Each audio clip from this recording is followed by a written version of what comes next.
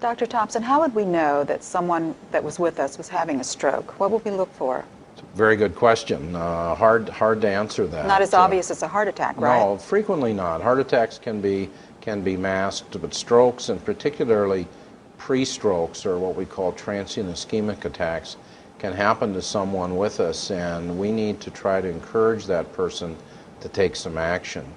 We've talked in other segments that if an individual loses their ability to speak, if they suddenly have an unexplained weakness in a certain part of their body, if they have trouble with their vision, if they become even subtly confused for a few seconds or half a minute or a minute or two, have slurred speech, they may not be aware that their speech is slurred or that they're having this. Some people, when they're having these neurologic symptoms, seem to be cognitively somewhat unaware of it.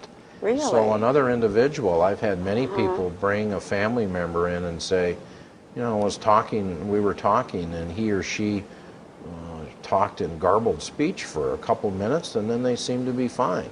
And then the problem is that, you know, Uncle Harry or Aunt Gladys or whoever you're with, they say, "Oh, I'm fine. I don't think I did that. I don't want to do anything." And so now kind of it's an arm wrestling match, you know.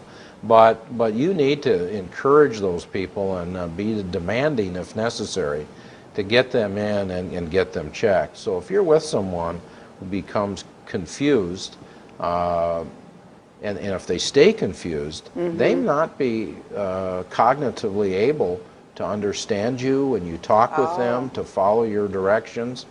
Well, you may have to literally lead them out and call 911 and get them in somewhere.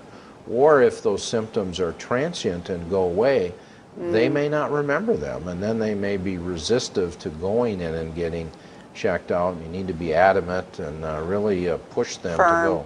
And right, very firm. And the reason is because the sooner they can be evaluated, if they have had a stroke or are having a stroke, there are certain high-tech emergency procedures and steps that can be followed that literally may prevent or reverse the stroke so that they don't have permanent damage from it, and they'll live to thank you for it later. When they can talk straight. When they can talk straight, that's right. Thank you, Dr. Thompson. You bet.